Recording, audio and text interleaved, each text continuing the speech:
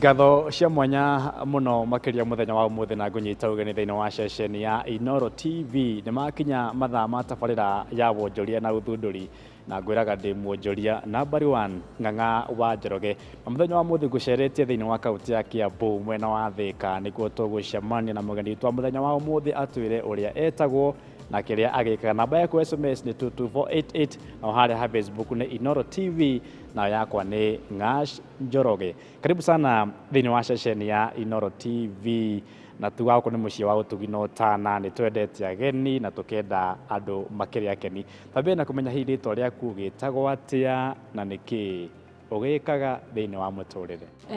Ni wega muno njitagwo Martha Wangũ wa Musyoka. Ndutaga wira ndi munene wa kambuni ino ya Biofarms.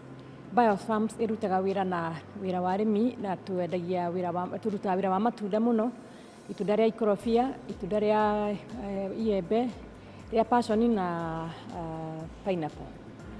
So ni tukuragia matunda macio hamwe na arimi tuga package na tukendia kuria nja ya bururi. Matunda macio wakigweta makorobia, passion fruit, mananathi, undu umwe na maembe niku mumagiraga?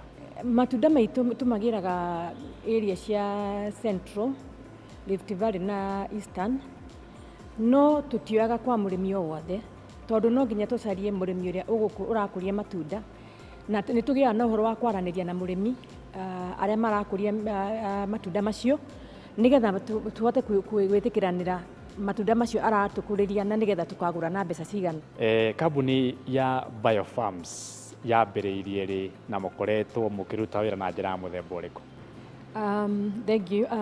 Twanjiriirie kambuni ya Biofarms mwaka wa 2014 na actual implementation ya mawira maya twanjirie kuruta gukuria mimera twanjirie mwaka wa 2015 na ihinda riu twakoragwo na wabici na kuria twakomborete nyumba ya kiganda gia gupackagera matunda kuria Embakasi, na tondu nitwendaga kwararama ni twari na bengi iria yatuteithagia na ni twageririe gucaria uria tungiona uteithio nigetha tuhote kuona uria tungiararama nigetha tuhote gukorwo twina kiganda kinene nene tondu kuria tutihotaga gupack kana tutihotaga gupack kana guprocess matunda muno yakoragwo handu tungipakira mboco na maundu ta macio.